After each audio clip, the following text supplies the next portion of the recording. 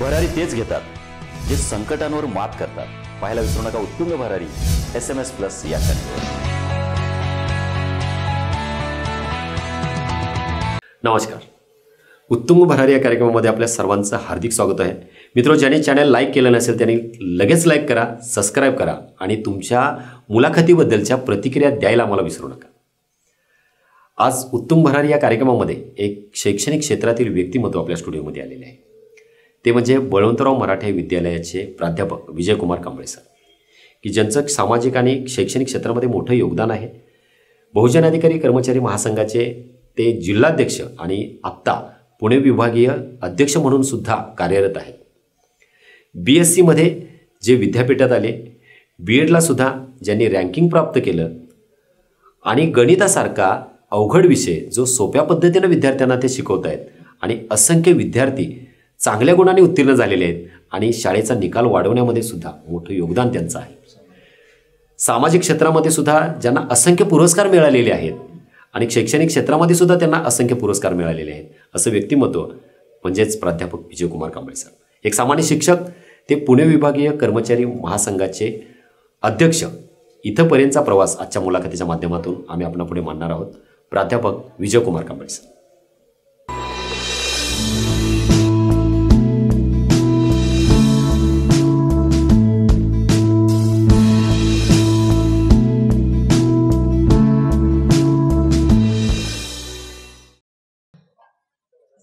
नमस्कार सर. नमस्कार सर, आज एक तुमचं नाव आहे प्राध्यापक विजयकुमार कांबळे सर म्हणून. म्हणजे आता बळवंतराव मराठे विद्यालयामध्ये तुम्ही सहाय्यक शिक्षक म्हणून काम करता, पण एक शिक्षक म्हणून काम करत असताना फक्त ती शाळाच नव्हे तर आपण एक समाजाचे घटक आहोत. एक सामाजिक बांधिलकी आपण जपली पाहिजे या दृष्टिकोनातून अनेक क्षेत्रामध्ये सामाजिक क्षेत्रामध्ये तुमचं मोठं नाव आहे, अनेक पुरस्कार तुम्हाला मिळालेले आहेत.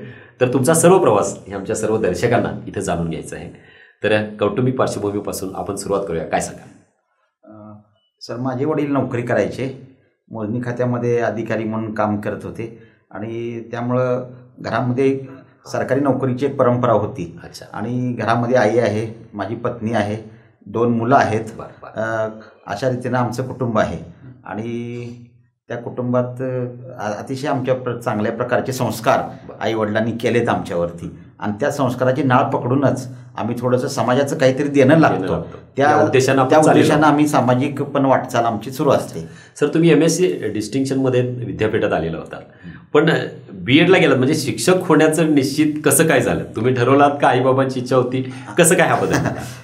वडील ही सरकारी खात्यामध्ये नोकरी करत असल्यामुळे वडिलांची एक स्वाभाविक इच्छा होती की आपल्यानंतर आपला मुलगा सुद्धा एक सरकारी अधिकारी व्हावा अशी इच्छा होती. त्या दृष्टिकोनातून BSc झाल्यानंतर MSc कोर्सला असतानाच मी MPSCचा अभ्यास करत होतो आणि MPSCचा अभ्यास करत असताना पूर्वपरीक्षा पास झालो होतो. मेन्स पण दिली होती आणि इंटरव्ह्यूपर्यंत गेलो होतो, पण इंटरव्ह्यूला काही यश आलं नाही त्या ठिकाणी. आणि परंतु अभ्यास मात्र व्यासंग झालेला होता. त्या अभ्यासाचा फायदा मग कुठं जायचं, मग दुसरं शैक्षणिक क्षेत्र अतिशय चांगलं वाटलं की त्या क्षेत्राच्या माध्यमातून आपण अनेक गोरगरीब विद्यार्थ्यांना किंवा समाजामध्ये आपण न्याय देऊ शकतो. या दृष्टिकोनातून शिक्षक होण्याचं मनाशी स्वप्न बाळगलं आणि शिक्षक झालं. अच्छा. तर आता बळवंतराव मराठे महाविद्यालय मिरज इथे पहिल्यांदा तुम्ही नोकरीला तिथेच लागलात सर. तर पहिल्यांदा काय अनुभव आला तिथला आणि आज आता जवळजवळ तुम्हाला 17 वर्ष तुम्हाला आज होत आहेत. तर पहिल्या अनुभवापासून कशा पद्धतीने प्रवास सांगाल तुम्ही? बळवंतराव मराठे विद्यालय ही मिरजेतील एक जुनी संस्था 1960 साली स्थापन झालेली आणि आमच्या संस्थेचे पदाधिकारी अतिशय चांगल्या पद्धतीने काम करणारी संस्था आहे. खूप चांगले पदाधिकारी मला लाभले आणि खूप चांगली सन्मानाची वागणूक त्याने दिली पहिल्यापासूनच. आणि त्यामुळे पहिल्यांदा नवीन असतानाच आम्हाला विद्यार्थ्यांमध्ये समोर जायचं, विद्यार्थ्याचा विकास करायचा. आणि आमच्याकडे येणारे विद्यार्थी सर साधारणतः अतिशय गोरगरीब विद्यार्थी आहेत आणि त्यांच्याकडे बघून पहिलाच स्ट्राईक झालं की मला की आपण विद्यार्थ्यांसाठी काम केलं पाहिजे आणि विद्यार्थ्यांना आपण हे रिझल्ट चांगले लावले पाहिजे, विद्यार्थ्यांसाठी आपण काम करायला पाहिजे. आणि त्या अनुषंगानं विद्यार्थ्यांसाठी आम्ही त्यावेळी काम करत गेलो, जे आत्ताही करतोय. आणि विद्यार्थ्यांना करत करत आज गणिताचा निकाल असेल किंवा विज्ञान माझ्याकडे विषय असतात तर निकालाची परंपरा निकाल थोडासा वाढवतच आपण गेलेलो आहोत आणि विद्यार्थी पण बऱ्यापैकी खुश आहेत. 17 वर्षामध्ये महाविद्यालयानं तुम्हाला काय दिलं? विद्यालयानं काय दिलं असं विचारलं सर तुम्ही, पण मी जो आज आहे समाजामध्ये, जो माझा मान सन्मान आहे किंवा समाजामध्ये जी माझी आज प्रतिष्ठा आहे, नाव आहे, ते फक्त माझ्या केवळ बळवंतराव मराठी विद्यालयामुळंच आहे. आणि विद्यालयातील आमचे सन्माननीय संस्थाचालक सर्व आणि माझा सहकारी स्टाफ, शाळेचे सन्माननीय मुख्याध्यापक या सर्वांनी सन्मानाची वागणूक दिली आणि काम करण्याला प्रोत्साहन दिलं. काम करण्याला पाठीशी राहिले, प्रत्येक वेळी पाठीशी राहिले आणि काम करत राहा सर तुम्ही, आणि पाठीवर थाप दिली नेहमीच. खूप छान सर. म्हणजे सर्वांचं योगदान आहे. सर्वांचं योगदान आहे सर. बहुजन अधिकारी कर्मचारी महासंघ आता गेली 4-5 वर्ष आपल्या सांगलीमध्ये एक नाव महासंघाचं आलेलं आहे आणि त्या माध्यमातून खूपशी कामं झालेली आहेत. तर जिल्हाध्यक्ष म्हणून तुम्ही बहुजन अधिकारी कर्मचारी महासंघाची सूत्रे हाती घेतली, तेव्हापासून जिल्हाध्यक्ष म्हणून तुम्ही कुठली कामं मार्गी लावली? साधारणतः 15 ते 16 साली जिल्हाध्यक्ष म्हणून मी सूत्रे हाती घेतली. बहुजन अधिकारी कर्मचारी महासंघ ही महाराष्ट्रातली बहुजन सरकारी अधिकारी ते शिपायापर्यंत काम करणारी, म्हणजे क्लास 1 to क्लास 4 पर्यंत काम करणारी एक मोठी संघटना आहे. त्यामध्ये संघटनेचं खूप नाव आहे, जुनी संघटना आहे आणि त्या संघटना महाराष्ट्रभर चांगल्या रीतीनं जवळजवळ 36 पैकी 30च्या वर जिल्ह्यामध्ये सध्या कार्यरत आहे महाराष्ट्रामध्ये. पण सांगलीमध्ये पण पूर्वी कार्यरत होती, पण काही कारणानं ती बंद झाली होती मधल्या काळामध्ये. मग साधारणतः 15 ते 16 सालापासून माझ्याकडे जिल्हाध्यक्षपदाची सूत्र आल्यानंतर मी संघटनेचा विस्तार करण्याचं मनाशी ध्येय बाळगलं.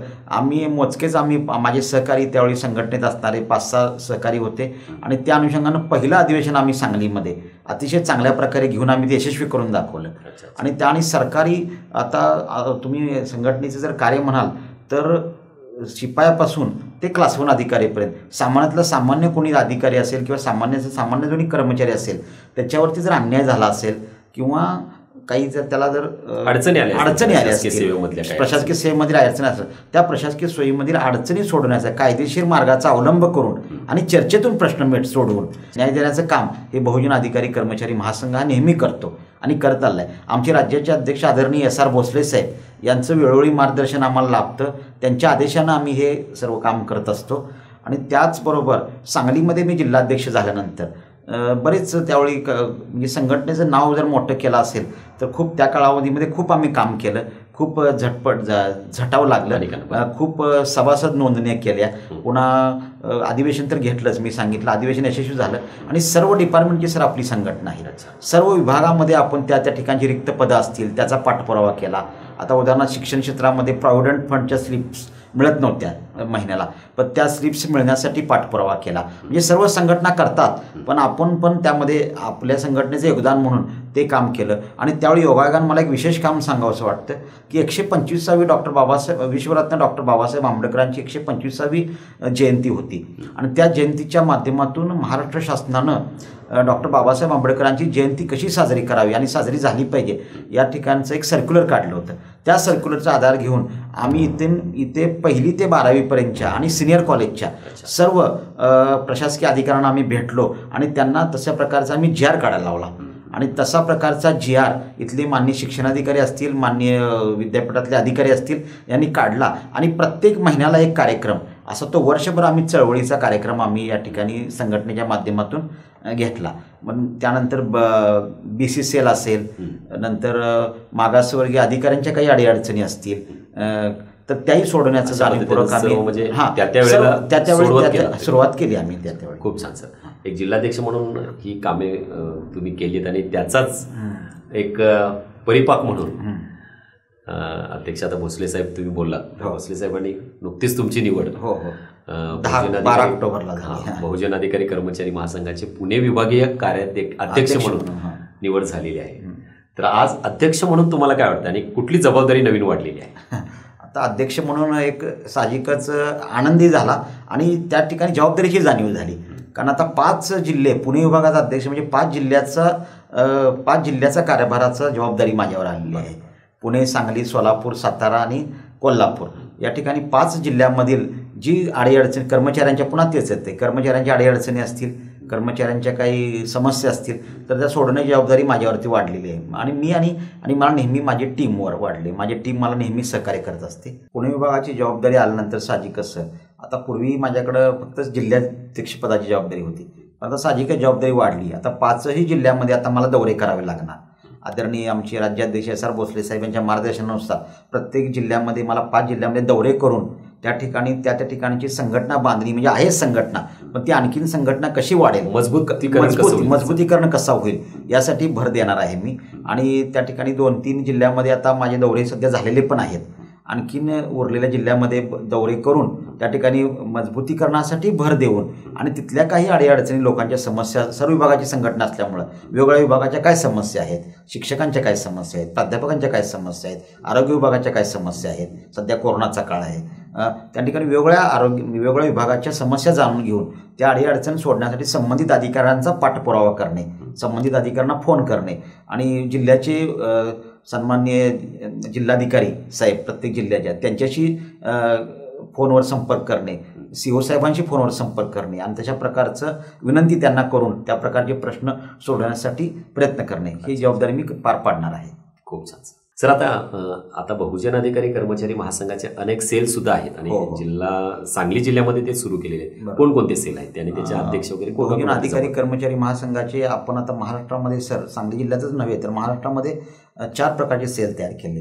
आता त्यामध्ये बहुजन अधिकारी कर्मचारी महासंघ हा मुख्य सेल राहील त्यामधला आणि त्याच्या अंतर्गत एक सामाजिक वाव मिळावा कर्मचाऱ्यांना आणि सामाजिक त्याचं अभिव्यक्ती होण्यासाठी फुले शाहू आंबेडकर विचार मंच हा एक सेल आपण तयार केलेला आहे. त्याचबरोबर खास शिक्षकांची संख्या मोठी असल्यामुळं बहुजन शिक्षक सेल हा एक आपण तयार केलेला आहे आणि सेवानिवृत्त कर्मचाऱ्यांना आणि अधिकाऱ्यांना न्याय मिळावा यासाठी सेवानिवृत्त अधिकारी कर्मचारी महासंघ हा एक सेल आपण तयार केलेला आहे आणि त्याची बांधणी बऱ्यापैकी आता महाराष्ट्रामध्ये होत आहे. खूप छान सर. कांबळे सर, एक विशेष प्रश्न म्हणजे असा की एखादा कर्मचारी तुमच्याकडे येतो, संघटनेची मदत घेतो, तर संघटना म्हणजे संघटनेच्या माध्यमातून तो कर्मचारी आहे आणि संस्था आहे, संस्थापक अध्यक्ष आहे, तर यांच्यामध्ये ताळमेळ घालणं आणि त्यांचा वाद मिटवणं ही खऱ्या अर्थानं खूप मोठी म्हणजे तारेवरची कसरत आहे. तर इथं कशा पद्धतीने आपण ते हँडल करतो? हां, जमदाडे सर अतिशय खूप छान प्रश्न विचारलात. कारण संघटनेचं हे तर खरं स्किल आहे की काय होतं, अतिशय छान प्रश्नच आहेच. काय होतं, एका बाजूला कर्मचारी आणि एका बाजूला संस्था किंवा संस्थेचे अध्यक्ष, संस्थेचे पदाधिकारी किंवा ऑफिसमधलं अधिकारी म्हणूया आपण, असं असताना जर त्यांच्यामध्ये कुठं काही मिसमॅच झालं किंवा कटुता निर्माण झाली, परंतु होतं काय, ती कटुता जरी तात्पुरती झाली असली तो प्रश्न आपण हाताळतो, मिटवतो, पण त्यांना तिथंच त्या ठिकाणी नोकरी करायची असते. कायम होता कटुता कायम राहता कामा नये यासाठी एक चांगल्या प्रकारचा समन्वय दोघांमध्ये घालावा लागतो आणि हे आमच्या संघटनेनं आतापर्यंत केलेलं स्किल आहे सर ते. आणि त्या अशा असंख्य प्रश्न आम्ही हाताळले आणि त्या ठिकाणी समन्वयाच्या भूमिकेतून ते प्रश्न आम्ही मिटवलेत आणि त्यामध्ये कुठलीही कटुता आलेली नाही आणि ते कर्मचारी आणि ते कार्यालय, संबंधित संस्था असेल, कार्यालय असेल, तिथं अतिशय आनंदाने ते काम करत आहेत. तर कसं होतं, आता कटुता मिटवण्यामध्ये काय होतं, समन्वय साधण्यामध्ये कर्मचाऱ्याचं पण काही चुकलं असेल तर कर्मचाऱ्यांना आपण खाजगीमध्ये बोलवून किंवा त्या संस्थेच्यासमोर सांगतो की तुझी चूक तू मान्य कर आणि पुन्हा तुझ्या चुका होता कामा नयेत, अशा प्रकारच्या एक भाग. आणि जर अधिकाऱ्यांचं किंवा संस्थेच्या पदाधिकाऱ्यांचं काही चुकलं असेल तर त्यांनाही आपण सांगतो, विनंती करतो की साहेब पुन्हा असं आपल्यापासून अशा प्रकारे होता कामा नये आणि कर्मचाऱ्यांना सन्मानाची वागणूक द्या. आपल्या हाताखालचे जे कर्मचारी आहेत त्यांना अतिशय सन्मानाची वागणूक द्या आणि त्याप्रमाणे त्यांनी ते मान्य केलेलं आहे आणि अशा प्रकारे दोघांमध्ये समन्वय चांगल्या प्रकारे राहिलेला आहे आणि त्या ठिकाणी ते अतिशय, आणि हे संघटनेनं सातत्यानं आमच्यासर केलेले आहेत. अशा प्रकारे असंख्य केसेस आम्ही हाताळलेले आहेत. खूप छान. आणि त्यामुळे संघटनेचं नाव सर जिल्ह्यामध्ये आणि आज महाराष्ट्रामध्ये खूप चांगल्या पद्धतीने घेतलं जातं. आणखीन एक महत्त्वाचं जबाबदारी सर म्हणजे आता आमच्याकडं मी बळवंतराव मराठी विद्यालयामध्ये मिरजमध्ये काम करतो शिक्षक म्हणून आणि त्यावेळी आमच्याकडे येणारे विद्यार्थी अतिशय गोरगरीब आहेत. ते प्रायव्हेट ट्युशनला कुठेही जात नाहीत आणि मुळात प्रायव्हेट ट्युशनला जाता येत नाही त्यांना परिस्थितीमुळे आणि प्रायव्हेट ट्युशनला मुळात जाऊ नये, आम्ही काय कधी म्हणणार नाही जाऊ नये, पण ते जात नाहीत. आणि तशा विद्यार्थ्यांसाठी आता मी शिक्षक म्हणून आम्ही काम करतोच, पण गणितासारखा अवघड विषयसुद्धा त्यांना जादा तास घेऊन किंवा असे सोप्या पद्धतीनं आम्ही गणित एवढं शिकवलेलं आहे की रिझल्ट पण चांगला वाढलेला आहे आणि याचं खूप मोठं समाधान सर आहे. रिझल्ट खूप वाढला आणि विद्यार्थी आजही आम्हाला भेटलं की 9-10 वर्षामागचे विद्यार्थी सुद्धा भेटल्यानंतर सर तुम्ही गणिताला होता, मला आज गणित चांगलं झालं माझं म्हणतात आणि 10वीत पास होतात. याचं समाधान कुठेही क्लासला न जाता आम्ही पास करतो, याचं समाधान आम्हाला खूप मोठं आहे. खूप छान कांबळे सर, नक्कीच म्हणजे हे कौतुकास्पद आहे ज्या पद्धतीने, कारण हे अतिशय नाजूक प्रश्न असतात, नाजूक प्रश्न आणि ते हाताळल्यानंतर की कुठेही वादविवाद होणार नाही, ते वाढणार नाहीत याची काळजी तुम्ही घेताय. खूप छान सर. सर आता शैक्षणिक झालं, हे तुमचं संघटनात्मक काम झालं, आणि नक्कीच ह्या दोन्हीमध्ये तुम्ही बाजी मारलेली आहे. तर सर सामाजिक कार्यामध्ये सुद्धा तुमचा एक हातखंडा आहे, कारण असंख्य पुरस्कार तुम्हाला सामाजिक कार्यातून सुद्धा मिळालेले आहेत. तर या सामाजिक कार्याची कशा पद्धतीने आवड निर्माण झाली, आणि पहिल्यांदा कुठली कामं आपण केलीत, आणि पुरस्काराची दखल कशी घेतली गेली? सर अतिशय प्रश्न चांगला विचारलात, की पुरस्कार मिळाल्यानंतर लोकांना वाटतं ही पुरस्कार मिळालेत, आणि पण त्याच्या पुरस्कारामागं जे परिश्रम आहे त्याची थोडंसं आज उलगडा मी करतोय. की कॉलेज जीवनामध्ये नसताना तेव्हापासूनच मला थोडी समाजसेवेची आवड होती. कॉलेजला असताना मी कॉलेजचा विद्यार्थी प्रतिनिधी होतो. मग तेव्हासुद्धा विद्यार्थ्यांसाठी MPSC स्पर्धा परीक्षेसाठी व्याख्यान आयोजित करणे, आरोग्य शिबिराचे आयोजन करणे, अशा प्रकारची कामं मी त्यावेळी विद्यार्थी प्रतिनिधी असताना केली आहेत. आणि विद्यापीठाचा युवक महोत्सवसुद्धा माझ्या कारकिर्दीमध्ये मी कस्तुरबाई वालचंद कॉलेजला असताना झाला होता. तेव्हापासून थोडंसं सामाजिक कार्याची आवड आणि निर्माण झाली, आणि ती आवड पुढं. आणि आमचा एक विशेष मला उल्लेख करावासा वाटतो. आमचे बंधू अपघातामध्ये 97 साली 6 जानेवारी 97 साली गेल्यानंतर आता आईवडिलांचं पण त्या ठिकाणी सामाजिक कार्याकडे वळवण्यामध्ये योगदान आहे. की भावाचं निधन झाल्यानंतर कोणताही असं धार्मिक हे विधी न करता अनाथाश्रम आणि वृद्धाश्रमाला जे त्याच्या स्मरणार्थ मदत देण्याचं जे आईवडिलांनी जे संस्कार केले, त्या माध्यमातून सुद्धा मी सामाजिक कार्याकडं झुकलं गेलो. आमच्या कुटुंबावरती संस्कार होते त्याप्रमाणे झुकलं गेलो. आणि पुन्हा मग ज्यावेळी मी शिक्षक म्हणून विद्यार्थ्यामध्ये काम करत असताना, गोरगरीब विद्यार्थी माझ्या पुढे येत असताना साहजिकच त्यांचं दुःख ज्यावेळी बघत होतो किंवा ते कोणत्या परिस्थितीतून आले ते बघत होतो, त्यावेळी साहजिकच शैक्षणिक अडचणी ज्यावेळी लक्षात यायला लागल्या त्यावेळी वाटायला लागलं की आपण पण काहीतरी केलं पाहिजे. आणि यामध्ये विशेष करून माझ्या पत्नीचा पण वाटा मोठा आहे. ती त्या अडचणी ती सुद्धा मला सांगायची, हे बघा हे असे विद्यार्थी असतात, यांचे वडील वारले आहेत किंवा यांची आईचं असं झालेलं आहे, आणि यांच्याकडे हे आर्थिक त्यांना मदत पाहिजे किंवा हे शैक्षणिक त्यांना वाटा असं पाहिजे. ती पण शिक्षिका असल्यामुळं ती पण मला जाणीव करून द्यायची. अशा सर्व म्हणजे आमच्या कुटुंबामध्ये हे सगळी चर्चा घडत असल्यामुळं पुन्हा त्या शैक्षणिक वातावरणाकडे विद्यार्थ्यांना मदत असेल, विद्यार्थ्यांचा सगळा सपोर्ट, घरच्यांचा सपोर्ट, आणि विद्यार्थी दत्तक योजना असतील. आम्ही पण काही आता मुलाखतीच्या माध्यमात की आम्ही ते ओपन करत नाही, पण मुलाखतीच्या माध्यमातून आहे म्हणून ओपन करतोय. बरेच विद्यार्थी आम्ही स्वतःही दत्तक घेतोय, आणि काही विद्यार्थ्यांना आम्ही काय करतोय, स्पॉन्सर पण हे करतोय. म्हणजे कुणाच्या तर माध्यमातून त्यांना तिथपर्यंत म्हणजे मोठ्या ज्यावेळी असेल गरज कशी असेल. आता उदाहरणार्थ गेल्या वेळेस आपण 5 महापालिकेच्या शाळा, 2-3 जिल्हा परिषद शाळा किंवा वेगवेगळ्या कायम शाळा, त्या ठिकाणी युनियन बँक ऑफ इंडियाच्या माध्यमातून तिथे SC ST सेल आहे त्यांच्या माध्यमातून मदत केली आपण विद्यार्थ्यांना शैक्षणिक साहित्य घेण्यामध्ये. त्याचबरोबर वह्या वाटपामध्ये मदत केली, सांगलीकर फाउंडेशन माध्यमातूनही मदत केली. म्हणजे असं वेगळं जे काही फाउंडेशन त्या ठिकाणी असतील त्या पद्धतीने आपण त्या ठिकाणी मदती खेचून आणणे आणि गोरगरीब विद्यार्थ्यांना देणे हा एक भाग झाला. पुन्हा दुसरा आहे वृक्षारोपण. मी हरित सेना शाळेमध्ये असताना हरित सेना विभाग माझ्याकडे होता, त्या माध्यमातून तो विभाग माझ्याकडे असल्यामुळं मला त्या ठिकाणी वृक्ष लागवड करण्याची मला संधी मिळाली. आणि त्या ठिकाणी वृक्ष लागवडीसाठी पण बरेच आपण प्रयत्न केले. वृक्ष लागवड असेल, आणि नंतर पूर्वी मी योगाचं हे करत असल्यामुळं, शिक्षण घेत असल्यामुळं योग महापालिका शाळेमध्ये जाऊन आम्ही योगाची सुद्धा आम्ही वर्ग मोफत घेतलेले आहेत की मुलांना योगा हे करण्यामध्ये. आणि त्याचबरोबर व्याख्यानाचं आयोजन महापुरुष विचार मंच विश्रामबाग मी त्यामध्ये आहे, त्या माध्यमातून व्याख्यानाचे आयोजन करणे याचंही आपण हे केलं आहे. आणि स्वतः महापुरुषांच्या जीवनावरती व्याख्यानं देणं हे सुद्धा मी काम केलेलं आहे. त्याचबरोबर सध्या सुरू आहे आणि ते काम सुरू आहे. आणि त्या ठिकाणी सामाजिक विद्यार्थ्यांमध्ये सामाजिक जागृती किंवा समाजामध्ये सामाजिक जागृती करणं, व्यसनमुक्तीसाठी प्रयत्न करणे किंवा समाजाला एक योग्य दिशा देणं, समाजाच्या भरकटल्या विद्यार्थ्यांना डायव्हर्ट करणं, भरकटल्या तरुणांना डायव्हर्ट करणं, अशा प्रकारचंही काम आपण शिक्षण आणि समाज या दोन बाजू आहेत. हां, जर समाजामध्ये जर त्याच्यावरचे चांगले संस्कार झाले असेल तर ते शिक्षणासाठी बरोबर. आणि शिक्षणामध्ये त्याला ज्या अडचणी येतात त्या समाजाशी निगडीत असतात. याची नाळ तुम्ही घेतली आणि ते प्रबोधन तुम्ही सुरू केलं करत गेलो. हे झालं शैक्षणिक झालं, सामाजिक झालं. आणि तर आरोग्य सुद्धा आता हल्ली कळीचा मुद्दा आहे. प्रत्येकाचं आरोग्य चांगलं राहणं यासाठी आता कोरोनाचा काळ आपण पाहतोय, किती लोकांच्या मध्ये भय आहे, भीती आहे. आणि यासाठी पण जनजागृती असेल किंवा यासाठी पण आरोग्य शिबिर असतील, लोकांचं आरोग्य चांगलं राहावं. जसं आपण गाडीला सर्व्हिसिंग करतो तसं आपण आरोग्यासाठी पण आपली काळजी घेतली पाहिजे. या माध्यमातून वेगवेगळ्या संस्थेच्या माध्यमातून, वेगवेगळ्या डॉक्टरांच्या माध्यमातून आपण मोफत आरोग्य शिबिरसुद्धा समाजासाठी घेतलेले आहे आणि त्या ठिकाणी सामाजिक कार्य त्या माध्यमातून सुद्धा आपण करण्याचा प्रयत्न केलेला आहे.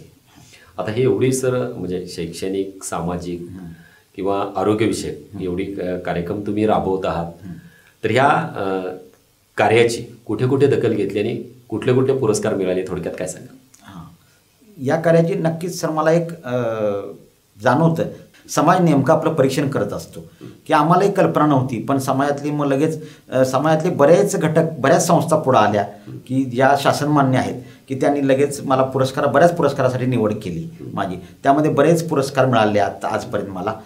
पहिला पुरस्कार मिरज RPIने दिला. त्यानंतर बरेच पुरस्काराची सुरुवातच झाली. 14 साली पहिला पुरस्कार मिळाला मला.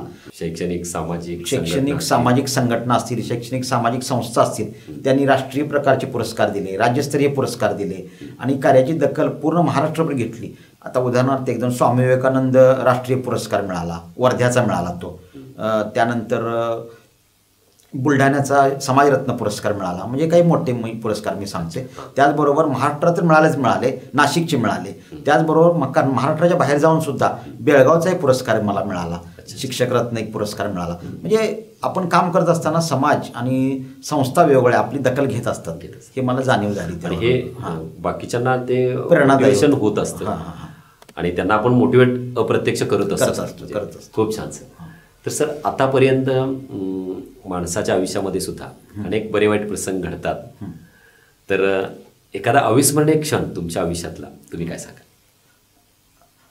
सामाजिक काम सर मी करत गेलो आणि सामाजिक काम कॉलेज दशेपासून करतोय. आता काही मी म्हणणार नाही फार मोठं आपण करतोय. मी नेहमी असं मानत आलोय की माझं काम म्हणजे अतिशय छोटं काम आहे. हरवतेचा वाटा म्हणून आपण समाजाचं काहीतरी देणं लागतं म्हणून करतो आणि त्या उद्देशानंच काम आम्ही करत गेलो. आणि त्या कामाची पहिली दखल मिरजेसारख्या ठिकाणी 2014 साली त्यावेळी मी म्हणजे मला ते अविस्मरणीय क्षण का वाटतोय, कारण तिथं मी अक्षरशः आजारी होतो, रजेवर होतो. तर मला त्यांचे 2-3 वेळा फोन आले की सर तुम्हाला भेटायचं आहे, की तुम्हाला भेटायचं आहे आणि तुमच्याशी महत्त्वाचं बोलायचं आहे. आणि लगेच त्यांनी दुसऱ्या दिवशी भेटून मला पुरस्काराचं पत्र दिलं, मला निवडीचं पत्र दिलं. आणि तो पहिला पुरस्कार मला मिरजेत मला मिळाला. तो माझ्या दृष्टीनं अविस्मरणीय क्षण आहे. म्हणजे आनंद तो काय, आपल्या कार्याची दखल घेतली, तिथं पण आपण पोहोचलो. अगदी कांबळे सर, खूपच छान. नक्कीच शिक्षणाबरोबर तुमचं सामाजिक आणि एकूणच वैद्यकीय क्षेत्रातील सुद्धा काम पाहून नक्कीच विद्यार्थी सुद्धा मोटिवेट इथे होतील सर. आणि एक प्रेरणादायी तुमचा प्रवास या पद्धतीने आहे. पण आज प्राध्यापक विजयकुमार कांबळे सर 17 वर्ष विद्यालयामध्ये प्राध्यापक म्हणून नोकरी केलेली व्यक्ती, पण या 17 वर्षामध्ये आणि बाहेरचं काम सुद्धा गेली 17 वर्ष तुमचं सुरू आहे किंवा त्याहून अगोदर सुद्धा ते सुरू झालेलं आहे सामाजिक क्षेत्रामधलं. तर आज प्राध्यापक विजयकुमार कांबळे सर घडत असताना अनेकांचं योगदान असतं सर. आणि आज कारण आपण एक सामान्य कार्यकर्त्यापासून सुरुवात केली ते पुणे विभागीय अध्यक्षपर्यंत आपण पोहोचलेला आहात सर. तर नेमकं कोणाकोणाचं योगदान आपल्याला म्हणता येईल? सर निश्चितच खूप महत्त्वाचा प्रश्न आहे. निश्चितच आपण घडतो त्यामध्ये निश्चितच योगदान असतं आणि पाठबळ असतं. त्यामुळेच आपण समाजामध्ये उभं राहू शकतो.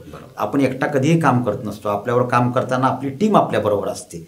फक्त निमित्त मात्र आपण पुढं होत असतो. आणि असंच मी मानणारा कायम एक छोटा कार्यकर्ता आहे. यामध्ये मी घडण्यामध्ये योगदान म्हणजे माझं आमचं सामाजिक विचारमंच, महापुरुष विचारमंच आहे, फुले शाहू आंबेडकर विचारमंच आहे. त्यानंतर माझी संघटना बहुजन अधिकारी कर्मचारी महासंघाचे सर्व पदाधिकारी यांचं योगदान मोठं आहे. मी जिथं काम करतो त्या ठिकाणी आमचे संस्थेचे सर्व सन्माननीय पदाधिकारी, माझा सर्व शिक्षक स्टाफ यांचं मला पाठबळ हे योगदान मोठं आहे. त्याचबरोबर आणि हे सगळं सामाजिक काम करत असताना, शैक्षणिक काम करत असताना मी बाहेर जाऊन त्या ठिकाणी घरामध्ये वेळ कमी मिळतो आणि ते घरचे व्यक्ती ते सहन करतात, त्यांचं योगदान तर खूप मोठं आहे. आणि विशेष करून माझे वडील आदरणीय संभाजी कांबळे आणि माझी आई सौभाग्यवती कोंडाबाई कांबळे यांचं मला नेहमी चांगले संस्कार, चांगले योगदान, मार्गदर्शन यात माझ्या नेहमी पाठीशी राहिलेलं आहे. त्यांची घरातून नेहमी प्रेरणा आहे. समाजाचं काहीतरी देणं लागतोय आपण, तू हे केलं पाहिजे ही सारखं त्यांचं मला म्हणजे एक संदेशवजा हे असतं. आणि त्याचबरोबर सर्वात मला असं पाठबळ देणारी माझी पत्नी ती शिक्षिका आहे. मगाशीच बोललो सौभाग्यवती मनीषा विजयकुमार कांबळे ती शिक्षिका आहे आणि ती शैक्षणिक अडीअडचणीवर आम्ही दोघंही नेहमी चर्चा करत असतो. चर्चा विनिमय करून प्रश्न सुटायला मदत होते तिची मला नेहमी. आणि तिचं पाठबळ नेहमीच माझ्या पाठीशी आहे. त्यामुळे कुटुंबाचं योगदान आणि मुलांचं मला पाठिंबा असतो. त्यामुळे कुटुंबाचं योगदान हे सर्वात मोठं आहे. खूपच छान सर. सर लाखो प्रेक्षक हा कार्यक्रम पाहतायत, तर या सर्वच दर्शकांना आपण जाता जाता शेवटचा संदेश नेमका काय देऊ? सर खरं सांगायचं संदेश देण्याइतका मी मोठा नाही, पण एक संदेश द्यायचा म्हणून कसं आहे सर, निसर्गामध्ये जे पेरल ते उगवतं. त्यामुळं आपण जेवढी काही आपण चांगली कामं करेल त्याचं निश्चितपणानं आपल्याकडं चांगल्या कामं आणखीन चांगली कामं निसर्गामध्ये उभी राहतात. त्यामुळे चांगलं आपण काम करत राहूया.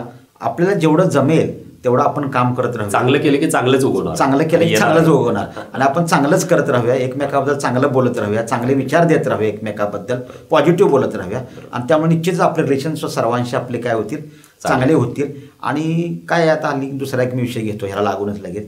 आता हल्ली कसं आहे, सरकारी नोकऱ्या वगैरे पण कमी आहेत, म्हणजे शासन पातळीवरती पण जागा कमी आहेत, लोकसंख्या जास्त आहे, भस्मासूर आहे. आणि त्यामुळे सरकार नोकरी, त्यामुळे तरुणांना पण माझा असा एक संदेश आहे किंवा जे समाजामध्ये काम करणारे की काय नोकरीच्याच मागं न लागता आपल्याला जिथं संधी मिळेल आपल्या कॅलिपरप्रमाणे त्या ठिकाणी न नाचता न संकोच बाळगता त्या ठिकाणी आपण आपल्या कॅलिपरचं काम निर्माण करून, उद्योग निर्माण करून आपण त्या ठिकाणी काम करावं. आणि निश्चितपणे समाजाची दखल घेतो आणि समाजामध्ये आपण एक चांगल्या प्रकारचा आपण एक नागरिक, एक चांगला उत्तम नागरिक घडावं, अशा प्रकारची मी सर्वांना विनंती करतो. अच्छा, खूप छान सर. मित्रांनो, खरोखर प्राध्यापक विजयकुमार कांबळे सरांनी अतिशय चांगला संदेश तुम्हाला दिलेला आहे की न लाजता काम करणं गरजेचं आहे. जी माणसं न लाजता काम करतील तीच माणसं पुढे येतील. आणि नक्कीच पैसे हे नंतर ॲटोमॅटिक, म्हणजे कामाच्या माध्यमातून तुम्हाला ते पैसे मिळणारच आहेत. पैशासाठी काम न करता आपल्याला आवडेल ते काम करा, मनापासून केला तर नक्कीच आपल्याला यश मिळेल. हाच संदेश आज कांबळे सरांच्या माध्यमातून इथं आपल्याला मिळालेला आहे. आज प्राध्यापक विजयकुमार कांबळे सर सामाजिक क्षेत्रामध्ये, शैक्षणिक क्षेत्रामध्ये, आरोग्य क्षेत्रामध्ये त्यांचं मोठं योगदान आहे आणि त्यांची भरारी सर अशीच पुढं होत राहो. आज ते पुणे विभागीय अध्यक्ष आहेत, तर महाराष्ट्राचं अध्यक्षपदसुद्धा त्यांना लवकरात लवकर मिळो ही सदिच्छा आमच्या उत्तम भरारीच्या टीमतर्फे आपण त्यांना देऊया. कांबळे सर, इथं आपण आलात त्याबद्दल आपलं हार्दिक हार्दिक अभिनंदन आणि आभार. आणि मित्रांनो, हे होते प्राध्यापक विजयकुमार कांबळे सर. जर जिद्द चिकाटी प्रयत्न असतील तर माणूस काहीही करू शकतो. आणि आपली नोकरीच तर सर्वजण करत असतात, पण आपली नोकरी सांभाळत सुद्धा समाजाला वेळ दिला पाहिजे, समाजासाठी झटलं पाहिजे, हेच या कार्यक्रमाच्या माध्यमातून, आजच्या मुलाखतीच्या माध्यमातून आपल्याला घेतलं पाहिजे. मित्रांनो, भेटूया अशाच दिलखुलास आणि विशेष व्यक्तीला पुढच्या रविवारी. पाहत राहा उत्तुंग भरारी. तोपर्यंत सर्वांना नमस्कार.